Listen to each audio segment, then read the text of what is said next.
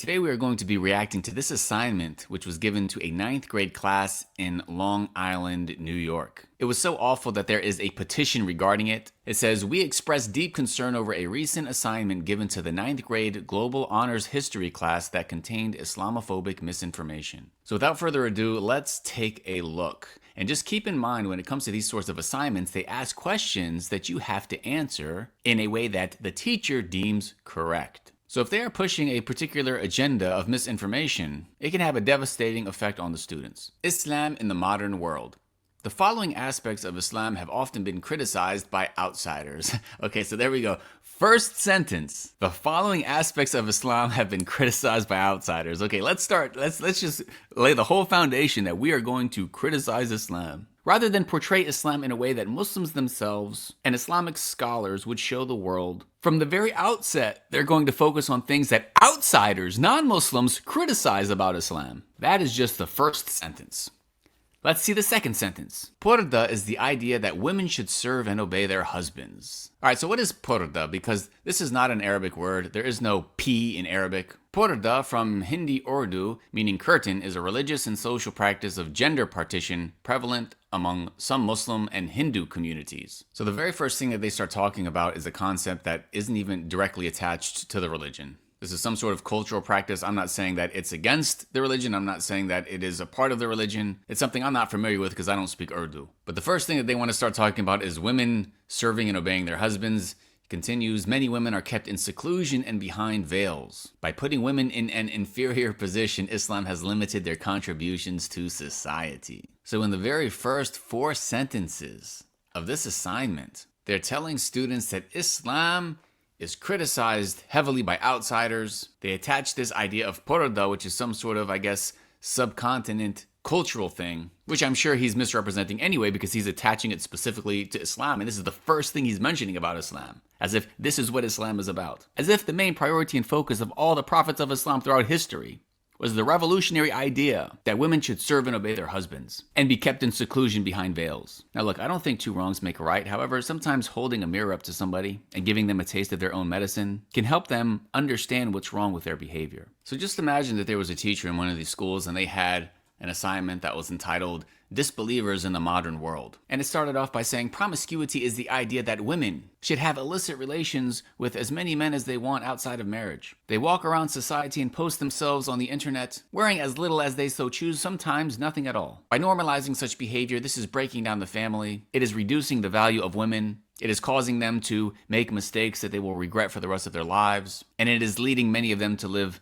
depressed, unfulfilled lives. That's actually not even a great example because I'm sure a lot of non-Muslims would even agree with that themselves. So I mean, this is only the first paragraph, but the point of Islam is worshiping Allah, God, the Creator, alone. That is what Islam is all about. And we know how to worship Allah alone because Allah sent His final messenger, the Prophet Muhammad sallallahu alaihi wasallam, and He gave him revelation, specifically the Quran. That is what Islam is all about. And when it comes to men and women, yes, women should serve their husbands, and husbands take care of their wives. It's a mutually beneficial relationship where both take care of each other, love each other. And when it comes to separating men from women, yeah, women are separated from men and men are separated from women. That doesn't mean that they're never in the same vicinity or interact at all, but it goes both ways. Islam is a religion of modesty and putting up certain precautions to maintain chastity, to protect the family unit. And just because men have a role to play and women have a role to play doesn't mean that the role of the woman is inferior. If anything, the author and those who think like him are just telling on themselves. You think a woman having modesty, raising children,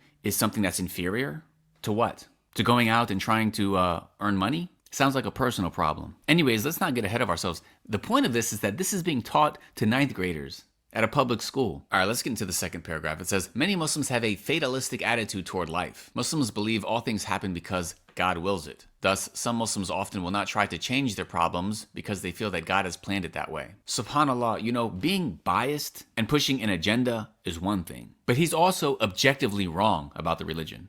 This is just not true. The whole point of this life is to use the freedom of choice that Allah gave us to do that which is righteous, to strive for His sake. It's true that nothing can happen except that Allah wills it to happen, but part of Allah's will is that we have the freedom of choice to do things and make decisions. He says, Muslim schools often emphasize religious instruction and memorization of the holy book, the Quran, instead of more useful skills.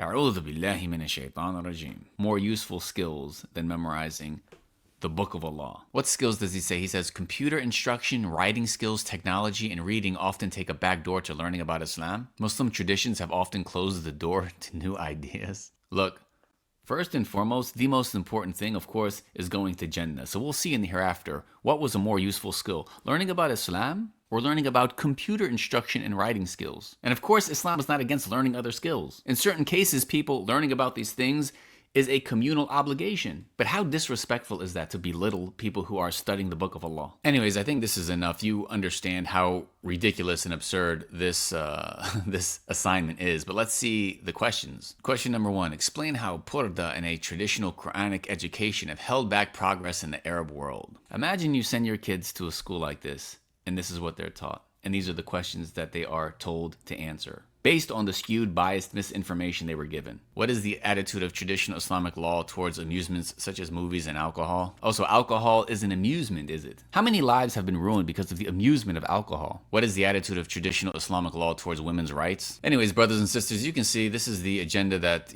certain people at these schools want to push on your children and on other people's children. This, alongside countless other reasons, is why I've been very vocal the past 6 years that a main priority of the Muslim community in America should be establishing good Islamic schools for our children. I don't think anybody should send their kids to these public schools. This is awful. And stuff like this is just the tip of the iceberg. I will post a link to this petition below in case you want to read more about it or sign it yourself. Allah knows best. Thank you for watching. May Allah protect our children, and may Allah spread the true teachings of Islam to everyone. May Allah guide all of us. سبحانك اللهم وبحمدك أشهد أن لا إله إلا أنت أستغفرك وأتوب إليك. السلام عليكم ورحمة الله وبركاته.